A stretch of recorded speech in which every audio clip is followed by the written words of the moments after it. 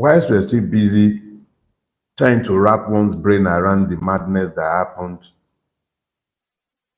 in Edo, the next thing you're hearing are people purportedly speaking on behalf of the North, threatening reprisals against Igbos, as though Uromi is in the Southeast. Even if it were, how would the actions of a few criminals become the responsibility of entire ethnic nations? How many Fulani marauders have they had to cope with when the state had turned the blind eye? Welcome back everyone, and thank you so much for stopping by. So my people, in this particular video, Mr. Dele Farotimi don't drop another bombshell about all the madness that just happened in this week that just ended, especially the incident that happened in Uromi, Edo State, and how they are trying so hard to change the narrative to involve Igbos to make sure that this is an Igbo thing now, which they have been threatening Igbos, in the North. They're going to do this, they're going to do that. But before we go into that, so that's this particular breaking news that has been trending since this morning from Edo State Governor, and it says Edo State Governor has suspended the commander of the Edo State Security Corps, CP Friday Ibadan, alongside all illegal vigilante groups operating in the state. And now a lot of people are reacting concerning this particular breaking news, especially Edo people. And this person said the southern governors will always weaken their state to please the North. This will make his people vulnerable to reprisal attacks, yet he has to do as told. And another person said, suspending your local vigilantes, protecting your territories from invaders because of Fulani herdsmen killing your own people is pure slavery. Your people have been complaining of being killed by Fulani herdsmen in their farms and homes before now. And as a governor, you did nothing to stop the massacre of your own people. Now that your people have resorted to self-help as a result of your dogmatic behavior towards their plight, you are out to show strength and power.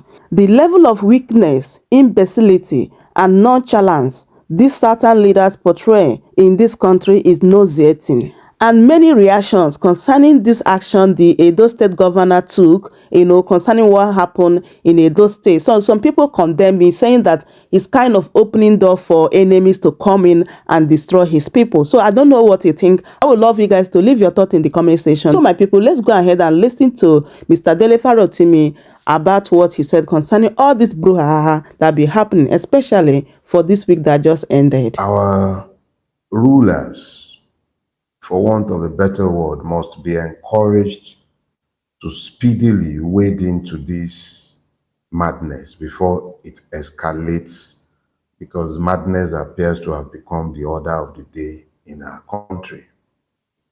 And there is a way the Uromi murders, the precursors to the murders, and what has been happening in the aftermath ties into my message this morning, but to deal specifically with it in the week that was. Whilst we're still busy trying to wrap one's brain around the madness that happened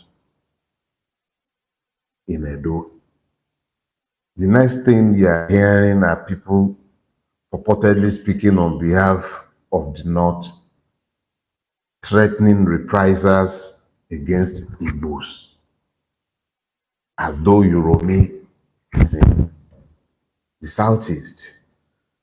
Even if it were, how would the actions of a few criminals become the responsibility of entire ethnic nations? But it is, now, I don't want to speak to the issues within the madness in Uromi, because speaking to it will drag me into my morning sermon, and it's not time for that yet. And then in the same week, I've witnessed the farcical gyrations and moral somersaults that the amoral INEC as played in the Natasha Akpabio game. The same INEC that was saying that these things had no address suddenly found addresses, and what began like play is looking like it's going to become real. So what we saw, where people were busy collating fraudulent signatures,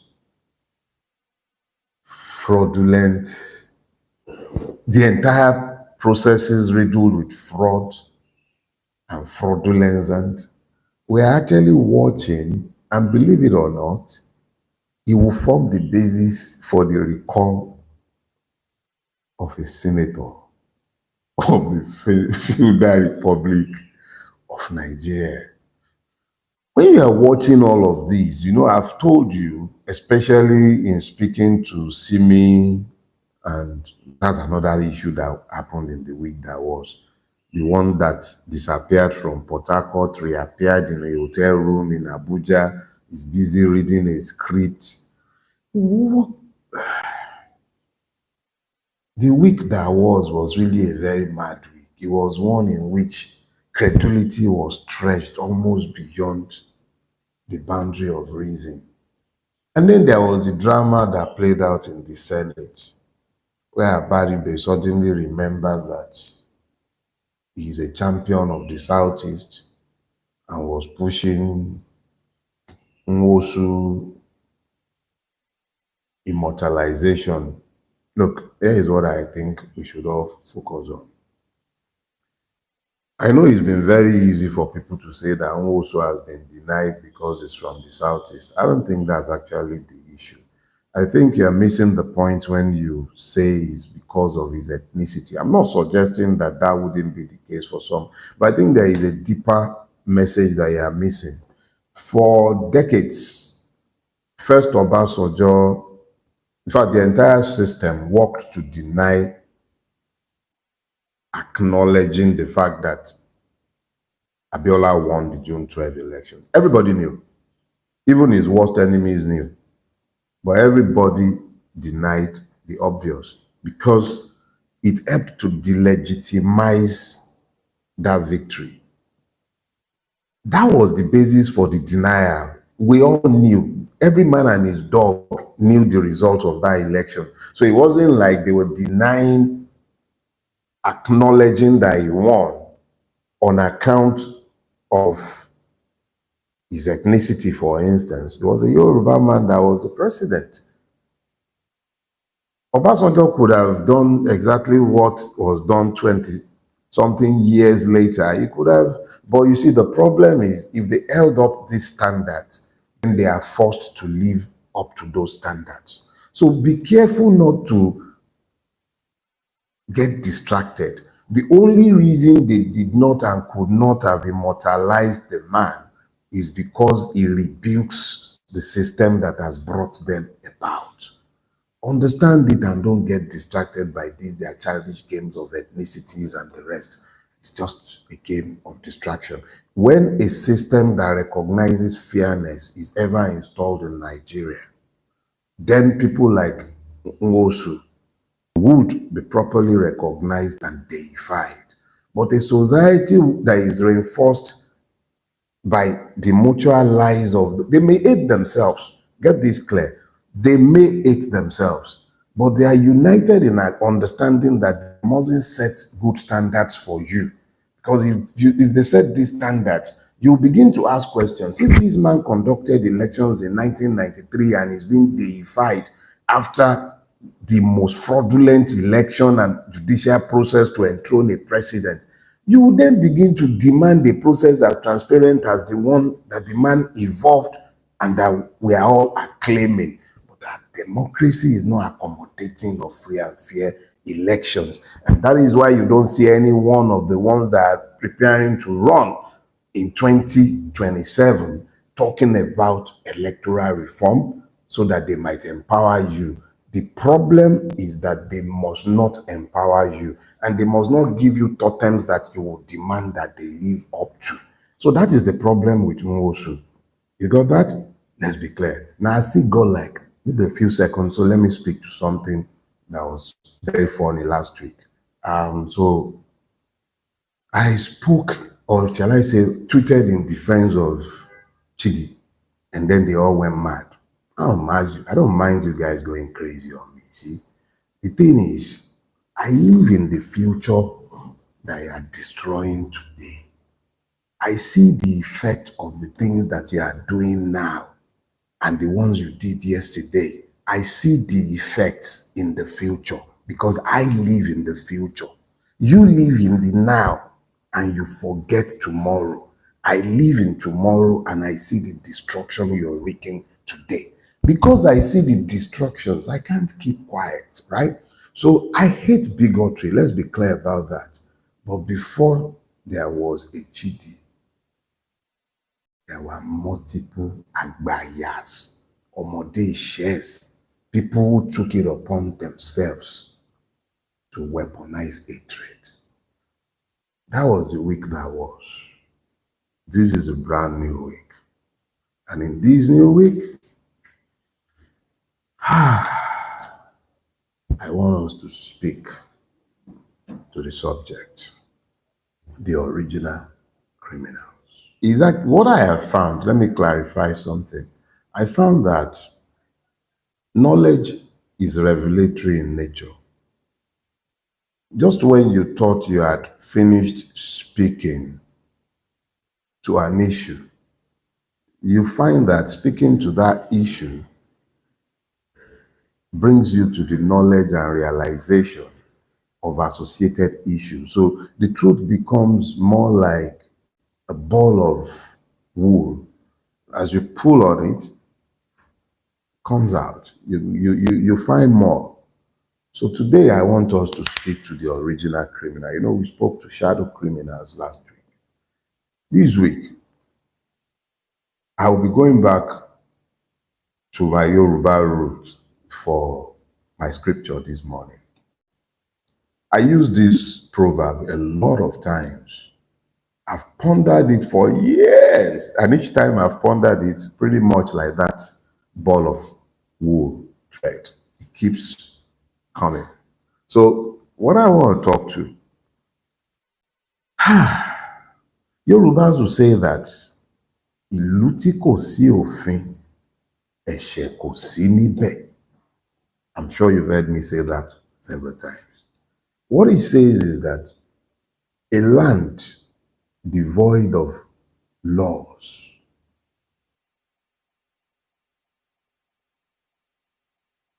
cannot. It's always difficult to interpret this, but let me give it a shot. Because ordinarily, if you were going to just do straight, it just simply says that the land without laws have no sins.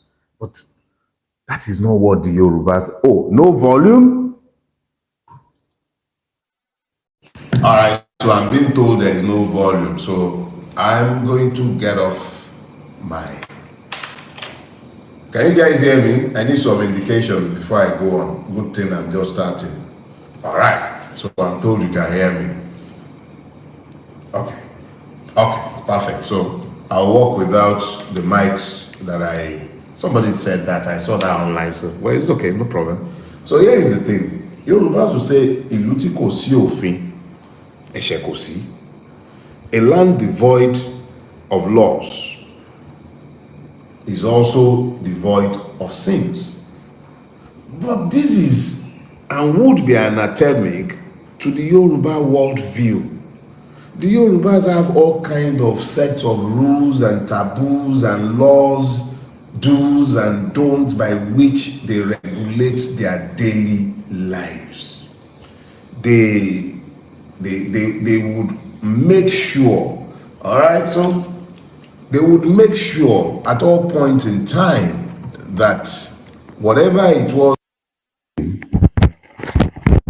there were a set of rules that governed it. Within the home, there were sets of rules governing how people related with each other. Within the society, there were rules by which people related with each other. Within the farms, There were rules. The way you would even be able to place your broom, the way you eat, the times you eat, the kind of things you can eat and when you can eat them. Yorubas had extremely regimented, rule-based societies. So how could they possibly be speaking about Ilutiko Sofe, a land devoid of rules? It was impossible for the Yorubas to have ever been speaking to a place devoid of rules. So every time I have sat down over the years from my childhood, from when I'd learned that proverb, hearing it from my grandparents, from seeing the kind of rules by which we lived, it had always seemed like a contradiction, and I'd often wondered exactly what do they mean. But keep that proverb in mind. We'll come back to it. We need to travel a little deeper. But that proverb, keep it in mind. Who is a criminal? Because I'm talking about the original criminal. Who is the criminal? Now, I believe that if you go into any dictionary, it will tell you that a criminal is a person who has committed a crime. But it would also tell you that it is a person who has been convicted. You've got two. A person who has committed a crime and a person who has been convicted. So it is not necessarily the convicted person that you hold to be a criminal, but the person who you have witnessed serially committing crimes is equally a criminal. So when I speak about criminals, I should know. After all, I've been in prison. Yes, I spent 20 days in prison, not in detention, in prison. I have met criminals, people who have been convicted of their crimes. I also met a whole lot of people and shared space with them and fellowship with them who swore that they committed no crimes, or at least not the ones that they were charged with, and whose stories I verily believe. So they were in prison, but they were not criminals. But there were also criminals who were already in prison. But who are the original criminals? Because I wasn't speaking to those ones. But before you can speak to who the original criminals are, let's ask ourselves, what are laws? It's very simple. If you say, ask what laws are, you speak about laws, you speak about bylaws, you speak about constitution, you speak about these and any set of rules that governs a people, system of rules by which a people or a country or community recognizes, those laws that recognize as regulating the actions of their members and which they may enforce by the imposition of penalties and or sanctions. Those are laws. But there are two critical elements when you're talking about laws. The society recognizes this to be laws. That's the first one. Second, it may, as a society, enforce those laws. So there are two aspects to this. There is a law in Nigeria, at least on our statute books, on bigamy, which means that you may not marry more than one wife. But even your chief justices have married more than one wife. But we have a way of shading the meaning. And how do we shade the meaning? It's simple. You marry a wife under the act, that's at the registry, and then you proceed to marry multiple ones by customary law. Nobody can pass that law beyond that. But that is what it is at the end of the day. So the society does not recognize the validity of that law, and because we do not recognize the validity of that law, it has never held. no smoking in public spaces. There are big laws on our books, but nobody recognizes the validity of these laws. So people keep doing whatever they please.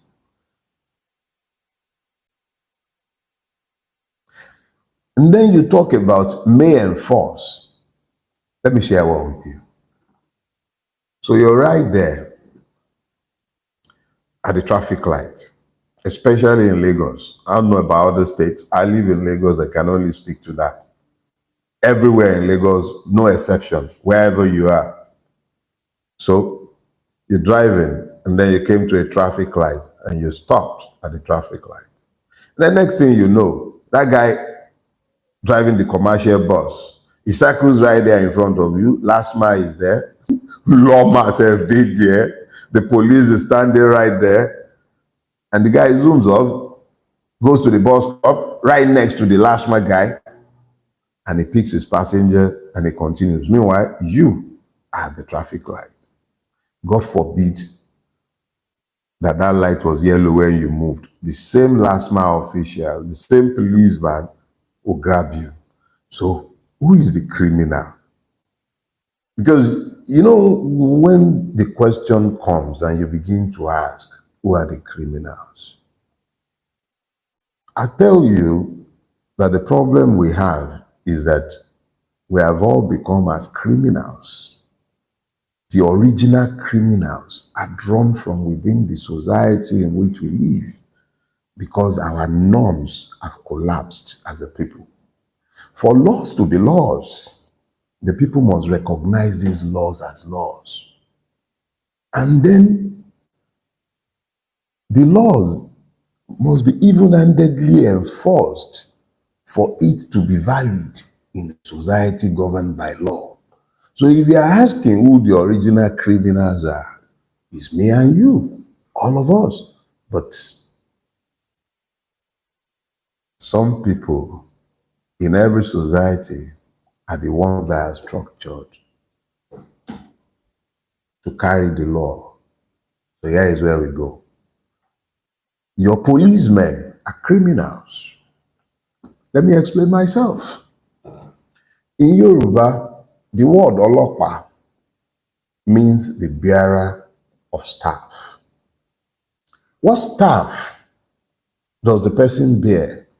The staff of the king's authority, a staff of office.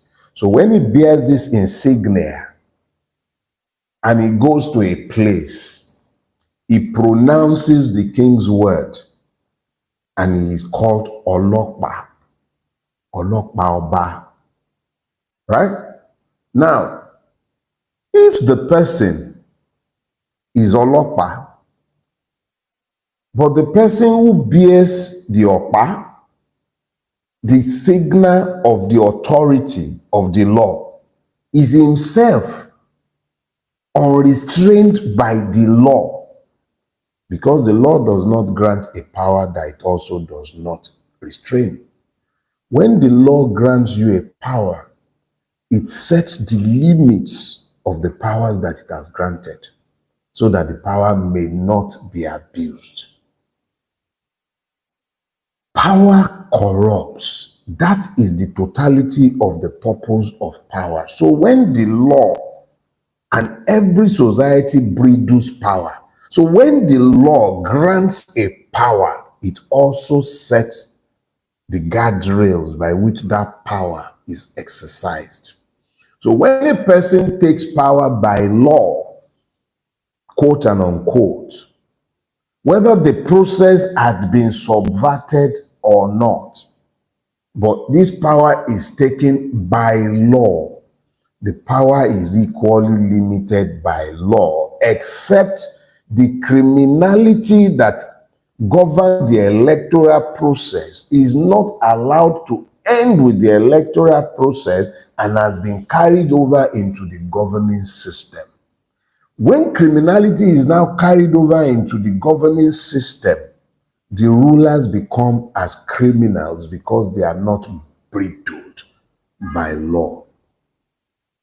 When the interpreters of the law finds basis for interpretation outside of the canons of law that they are asked to interpret consistently. When judicial anarchy reigns supreme instead of the rule of law, what you have are criminals in error. Now,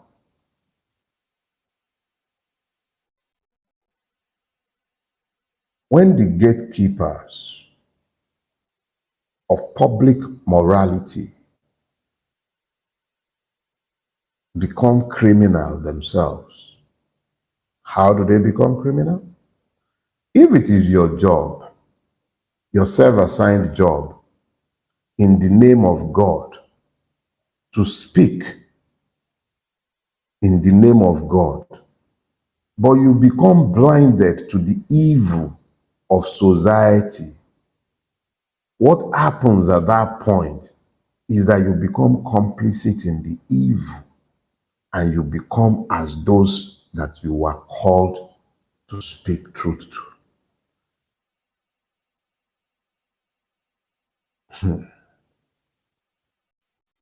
If the original criminals are outside and innocent persons are within the prison walls, let me share one experience with you. When I was in Ekiti prison, there was, in fact, most of the people in the prison, a prison built for about 250 people had over 800 inmates. Well over 500 of those inmates were awaiting trial. And the bulk of them were in prison using, they came to prison by virtue of a process known in Ekiti magistrate court as Form K.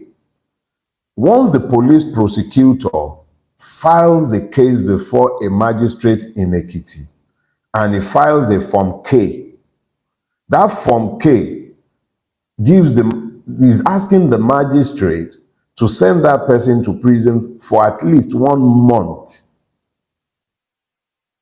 There is nothing anybody can do to move a bail application that 90-something% of the magistrates were not interested in hearing. Once the police came with a Form K, that person was going to prison for at least 1 month. That is the kind of judicial system, law enforcement system that we have evolved.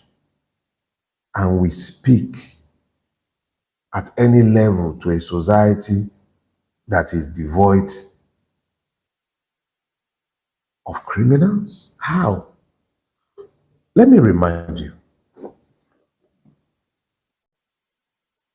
The executive, your governors, your local government chairmen, before you start talking about your presidents, they profit from the insecurity. If they don't profit from it, if they are not criminals profiting from it, why are they driving bulletproof cars when you are left to the mercies of the elements? If they were not driving bulletproof cars, would they not address the subject of insecurity? The roads are bad, but they are driving SUVs. They even insult us by appropriating money to buy SUVs for themselves. They insult us and tell us that it's because the roads are bad. Who are the real criminals? Who? They don't build hospitals because their own doctors are abroad. And why would they build any hospitals when they don't care about me and you? And we're still talking about criminals in prison? Who are the original criminals, if not those who deny you, deliberately deny you good life? And yes, the ones that ask you to pray for them, are they not complicit in this evil? And are they different from the criminals who perpetrate the evil that leads to the insecurity that they cure by buying bulletproof cars and arming themselves with soldiers and all kind of military personnel and policemen to protect themselves and their cronies. Why is me and you have to keep living by faith? How? How? Education? I'm going to remind you, I warrant that you will not find Nigerian rulers' children in any of our tertiary institutions in any significant number, especially the government-owned ones. The children are abroad or in private universities when they want to pretend that they live as commoners as well, so that they can say, oh, their children are in schools in Nigeria. They don't put their children in systems that they run. How? Nigeria once had the record of being the 6th largest producer of crude in the entire world. Number 1 in Africa. This country has more hydrocarbon than it has crude, but it flares and wastes it when it should harness it and build local industry. And you tell me those who have superintended that system for over 50 years are not criminals? How? This country had 4 refineries, government-owned refineries, when I was growing up in the 70s and 80s. And today, without anybody being in prison or being convicted, 4 refineries were killed. And we continue to vote. I say we, no, God forbid, I'm not responsible. Some people continue to vote monies every year, appropriate money for these 4 refineries that you've already killed. And then they are doing all kind of photo op, saying the Port Harcourt refinery was working. Come on. And these are not criminals. And the people responsible are not in prison. Nobody is in prison for ruining 4 refineries. 4. The only one that works in Nigeria, a privately owned one, cannot buy crude in Naira. Chineke mi, ori mi o. What kind of people are ruining our country? What is going on? And we're still talking about criminals in prison? What about all these criminals that are living in plain sight? How? We're importing food. How? Look, before the white man ever darkened these shores, for you to be a man in this part of the world, by the time you are said to be a man, you would have conquered hunger. You would have a roof over your head. You would have learned one skill or the other, but you would have a self-sustaining life. But today, we have evolved a society where somebody went to university and became a truck pusher, and we don't have enough teachers. But they couldn't even find anything for this man to do but become a truck pusher after university, after NYSC. We are all criminals, but those who are meant to be ruling the society have become even more criminal than anyone else, because how else do you explain a society that has evolved in this manner? How? Food is scarce in a country that has arable land. The people in Uromi who have been arrested, I'm hoping that they'll go through a lawful process.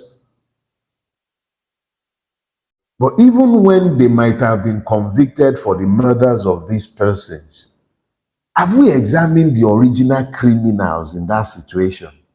What created a state of affair where the people lived in so much fear of their fellow human beings and have evolved a process of demonization that the Fulani person or the northern person who was bearing any form of arms, be they licensed or not, are fit for killing? Something evolved that society.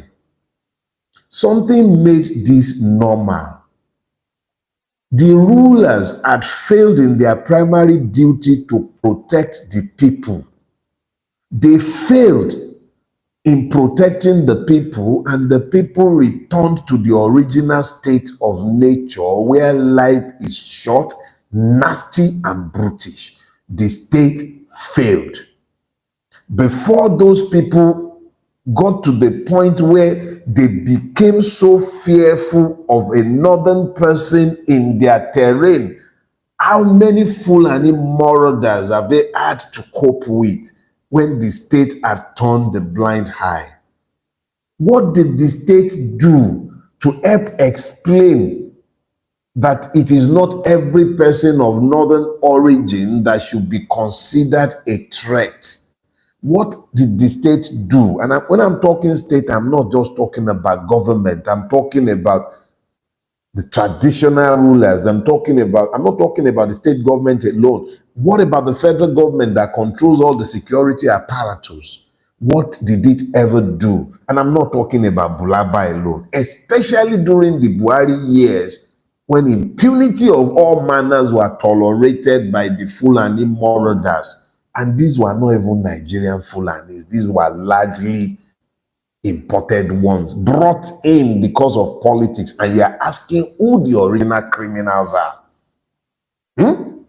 The original criminals are in your corridors of powers, and the persons in prisons are largely victims of their criminality. That is the point I am making to you. And the situation is even now worse when you get into the prison and you see the way the prisoners are treated. You know at that point that the state itself is the criminal. Any entity that would keep human beings in the conditions that Nigerians are kept in what they call prisons, and in fact, they lie and call them, what's that nonsense?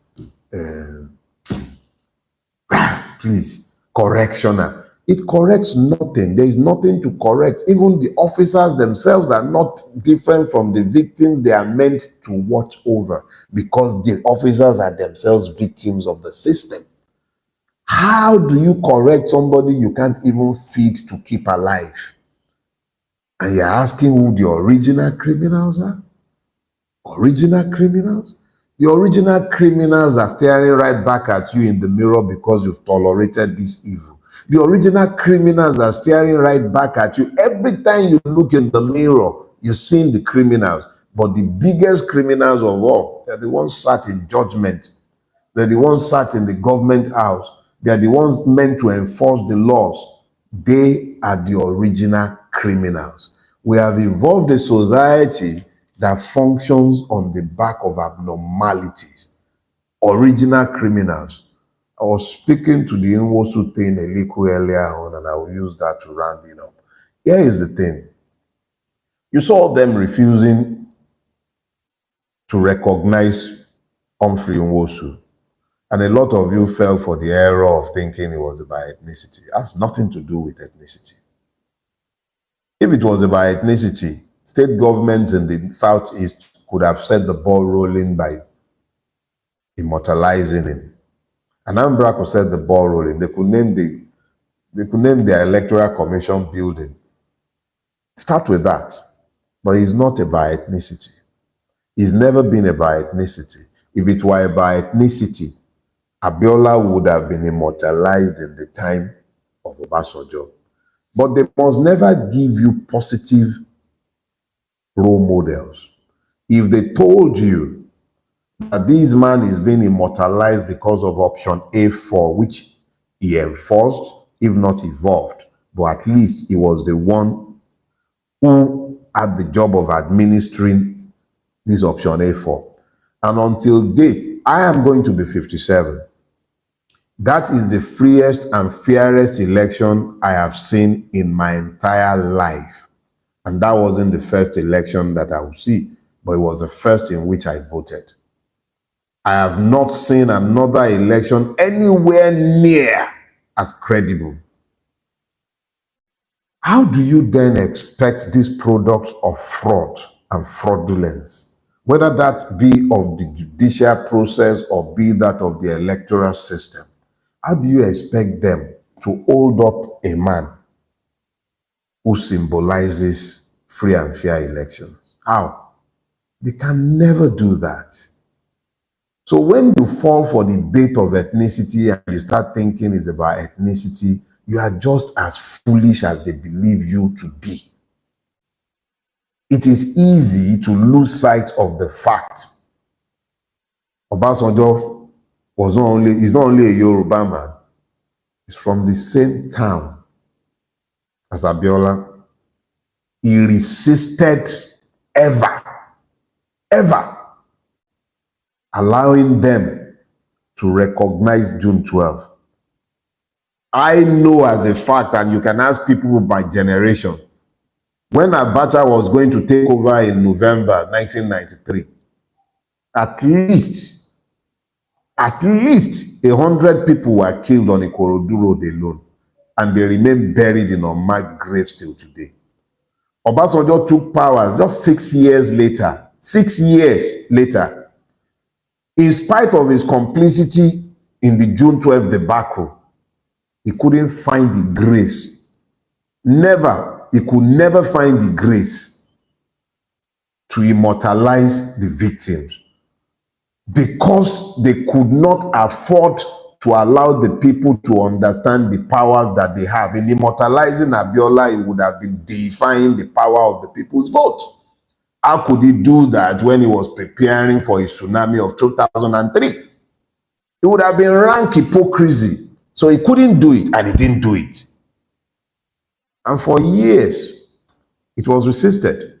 It took a dictator, a lawbreaker, a killer of democracy like Buhari to come and play the politics of immortalizing Abiola, because by then they had established this reign of madness that has overtaken all of us. Let us be clear. The real criminals are closer to home. It's me and you, and it is our rulers. We are the original criminals. We tolerated these. That's why we've become acculturated to it. We tolerated it, we mollycoddled it, we explained it. There are certain churches where they are lying to you as I speak to you right now. And in spite of the fact that you have been busy fasting yourselves, you are dieting, most of you. You are dieting because, in fact, some of you were dieting all through the Ramadan because you were busy pursuing the path of the monafik right there whilst you were fasting. You were fasting, you were busy recalling Natasha with lies. You were fasting. Each and every one of the person involved, some of you would even say you are Muslims, some would say you are Christians, but of every one of you, and you sat there. What did you do when you were done being part of that evil? You washed your hand. You helped normalize it. Oh, it's just politics. It's just politics. You are not from Kogi. You're not from Kogi, but you normalize the evil in Kogi. You found a reason to normalize it. Ethnicity, politics, religion, and you were busy. Fasting. You were dieting, motherfucker. Anyways, I think enough said. When we are good and ready, we know what to do. Well, let me close my sermon this morning by reminding you of purpose. Because when purpose is unknown, abuse becomes inevitable. I had an interview, I gave an interview to News Now like a couple of weeks ago now. I think that it was aired last Monday. And in that interview, I said amongst many other things that I warrant that if Tinubu gave the National Assembly, if he sent a bill, it might not even be the one to send, it might be a member's bill that will go before the National Assembly, and he will tell the National Assembly that His Excellency Imperial Majesty desires a third, fourth, or fifth term. And I said it will be granted. And then I heard the Ebora of Owu pretty much echoing the same thing later in the week, this last week. And I laughed inside of me because there was something else I said to you lot that you probably didn't pay attention to. And I must have said that, I think, around September. I said, pay attention to Fagbemi, your Attorney General. I assure you, you hear me? I assure you, full-blown dictatorship is upon us. I don't know for how much longer the likes of me will be tolerated before they will find a way, one way or the other, whether using the same criminal system as they have done before, or maybe this time around, they will find more ingenious ways. I don't know how long they will tolerate the likes of me, but I assure you, we're already in a full-blown dictatorship. It masquerades as a democracy, but it is not. This is a criminal empire now, full-blown one. For some of us, we have resolved. We're not going nowhere. You hear me? But be prepared. Don't be fooled. If we're going to come out of this, it will be because we resolved as a people that enough is enough. There must be a point where the elasticity breaks. Because these people, we've been talking about electoral reform, and I'll continue to speak about it. And we have actually now more or less rounded up our work on the draft bill.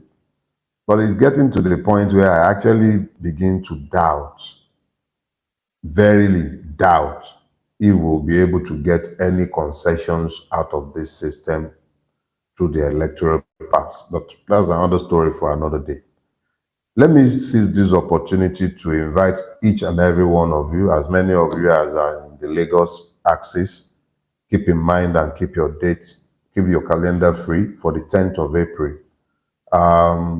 Remember, I took on the role of the National Organizing Secretary of Afenifere.